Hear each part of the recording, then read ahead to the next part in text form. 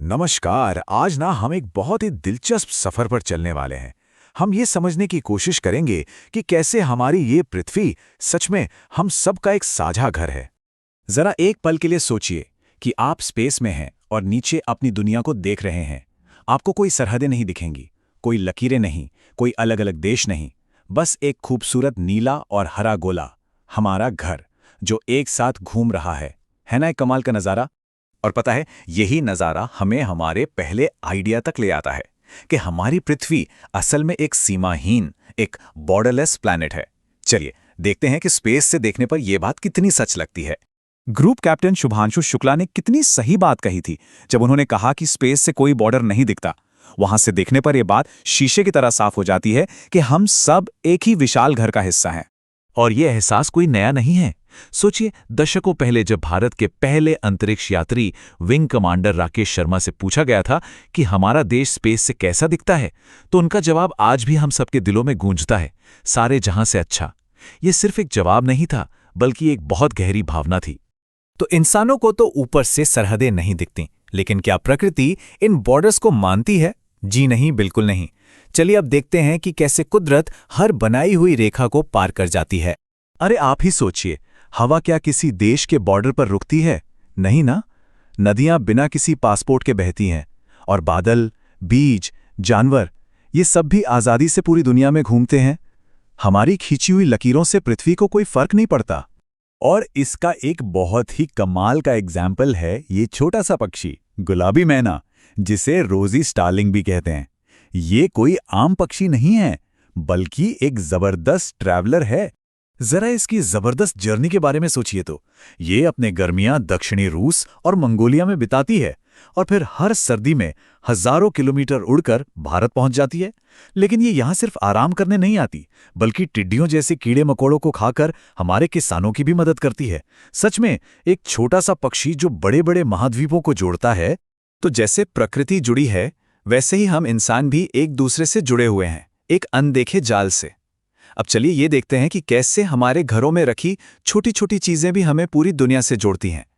आपके हाथ में जो कप है, आपकी प्लेट में जो खाना है, जो कहानियां हम सुनते और सुनाते हैं, उनमें से बहुत कुछ पूरी दुनिया घूमकर हम तक पहुंचा है।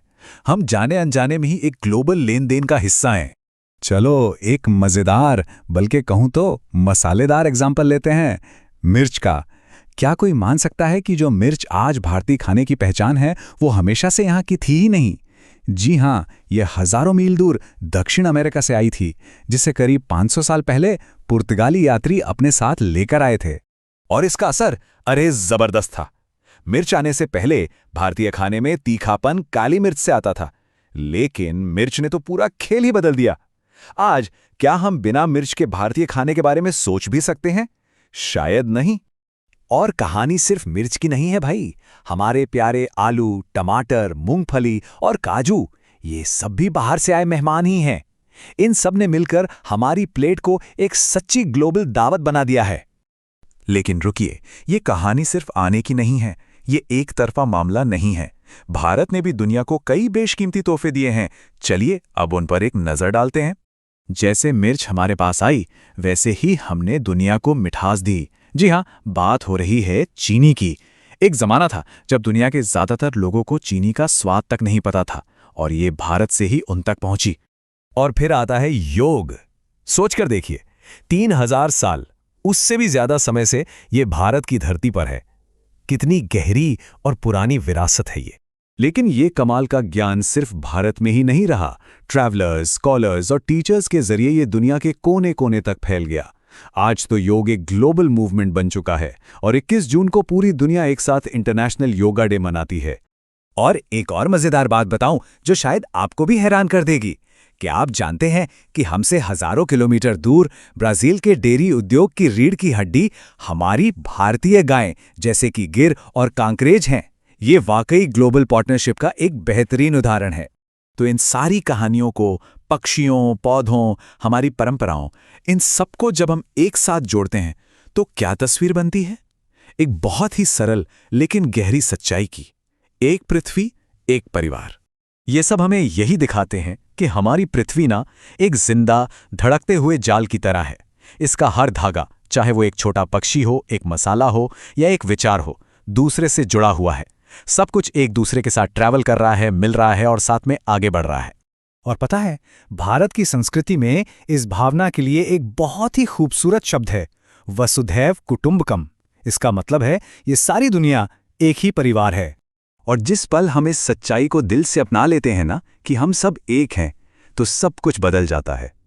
हम एक दूसरे के लिए और इस प्लैनेट के लिए, जो हम सबका घर है, और ज्यादा सम्मान, देखभाल और प्यार से जीना सीख जाते हैं। तो आखिर में मैं एक सवाल सबके लिए छोड़कर जा रहा हूं। अगर हम सब सच में एक ही परिवार का हिस्सा हैं, तो हम अपने इस साझा घर की बेहतर देखभाल कैसे कर सकते हैं? इस पर जरूर सोचिएगा। सुनने के लिए बहुत बहुत धन्यवाद।